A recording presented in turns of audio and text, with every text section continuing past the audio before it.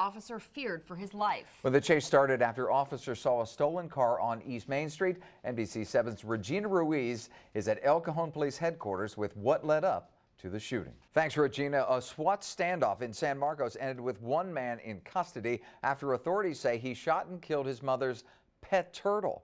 Neighbors say the suspect has autism and has gotten into trouble before. This all happened at a mobile home park in the 3500 block of Linda Vista Drive. NBC7's Matt Rascone has more from neighbors. And some are calling it a turning point in this country's relationship with Iran. The U.S. confirmed today Iran is complying with the agreement reached last summer. One local family is definitely happy they decided to cut back on their energy use. The Zander family now to the race for the White House. We're just over 2 weeks away from the Iowa caucuses. Today, the war of words between Republican candidates Donald Trump and Ted Cruz continue to grow more heated. Well, it's a scene that played out a few times here in San Diego. I do recall, yes. But this time, the baby panda named Bebe made his first public appearance at the National Zoo in Washington. All right, NFL sports highlights coming up, but more important, Todd Strain right after the break. Fitzgerald should be MVP of that game. Great to see him take it into the end zone. Yes. You should sit here. You should sit here. You should be doing sports. Yeah. Just enjoying it. Good night, everybody. Good evening, everyone. I'm Dave Summers in for Artie Ojeda. That breaking news is in Oceanside, where police are investigating a murder. A man was found dead at a home in the 500 block of Gold Drive this morning. A lot of local fans watched the game on the big screen from the team's home field. They're not discouraged. NBC7's Omari Fleming is in Bonita with their reaction to today's loss. Omari? Well, a very special day at Petco Park today. A salute to veterans that was emotional for those who were there. The wildfires burning in north central Washington state are slowing down. That's good news. They're now at 240,000 acres or nearly 375 square miles. Always impressive to see the pros at work. Elena, thanks very much. It was a perfect Sunday in San Diego, but another warm-up is on the way. Vanessa Herrera is here with accuracy you can count on. All right, Vanessa, thanks very much. A San Diego police officer was slightly hurt in a traffic crash. His patrol car was rear-ended by another car on 43rd Avenue near Interstate 805 in Southcrest earlier today. There's been another air show disaster in Europe. Two planes crashed during a show in Switzerland. Well, love and laughter are the best medicines for former President Jimmy Carter, who taught Sunday school 3 days after radiation treatment. Vanessa Herrera joining us with the weather. And so we're well into preseason football. Yes. And school started soon, but Yes. we're still got a heat wave to come. Well, it's going to be a very gradual. Certainly a strong wind, and I can demonstrate it with this eucalyptus tree. It's about 60 feet long. And if you look at the stump, it snapped it right in half. It's a twin trunk, so it's good size. We got off the shelter island and managed to make it here into San Diego Bay thanks to Captain Nico and his boat. We are just about 60 yards actually from the wreckage. The water was so high and moving so fast that it moved this full dumpster from the west side to the east side of the street, and it's going to take a lot more than me to move it. It hopped the curb in front of me and somehow split these twin palms, a miracle in and of itself.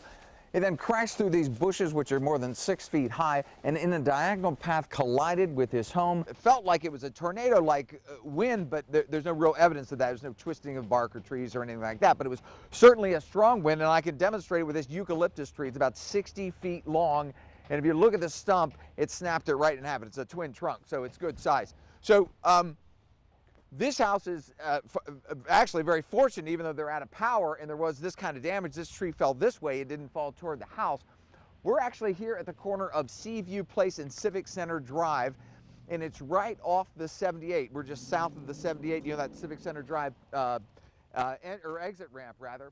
And along this street, we have 8 houses that are all damaged and all without power at the moment, and they expect power to be restored in about 4 hours. So by witness accounts, it was a very strong wind that came whipping through here and was actually eastbound, and then it went northbound. And a lot of folks, of course, home at the time and inside, and they heard it, but they came out and were really amazed at the damage. So right now I want to point this out. If you're getting off 78 at the Civic Center Drive exit here, be aware that the lights are flashing, and at the moment, I don't think I see police.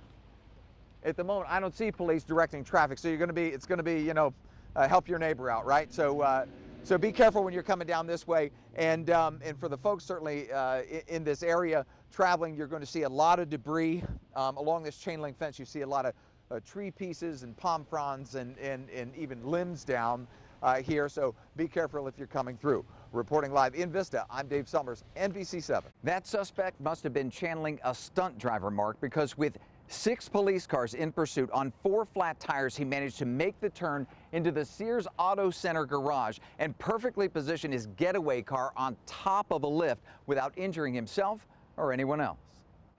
Handcuffed and aggravated, the suspect pleaded his case from the back seat of this black and white. I was legally parked, and I was playing my guitar, but someone had said that I guess it complained I was making noise. When police arrived and approached the suspect's black Jeep, he rolled up the window and left. From where he was parked in Pacific Beach, the chase was on. Police say it lasted between 10 and 15 minutes. The driver kept his hazard lights on and speed around the posted limits, never going above 50 miles an hour. He ran a red light. He yelled at other drivers to get out of the way. Why didn't you stop? Because he put his lights on. It was intimidating. Police flattened all 4 tires halfway through the chase. It ended when the suspect drove right up on top of a lift in Sears Auto Shop. And I'm like, oh, what the? And then he just came running, boom, and that was it.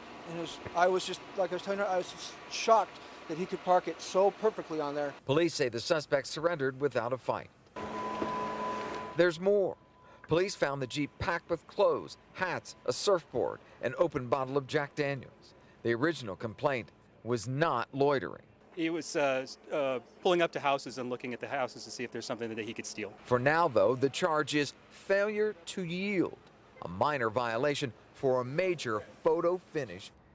And even police were amazed at how this suspect was able to miss all of the cars that were being worked on in the garage and the mechanics that were working on them.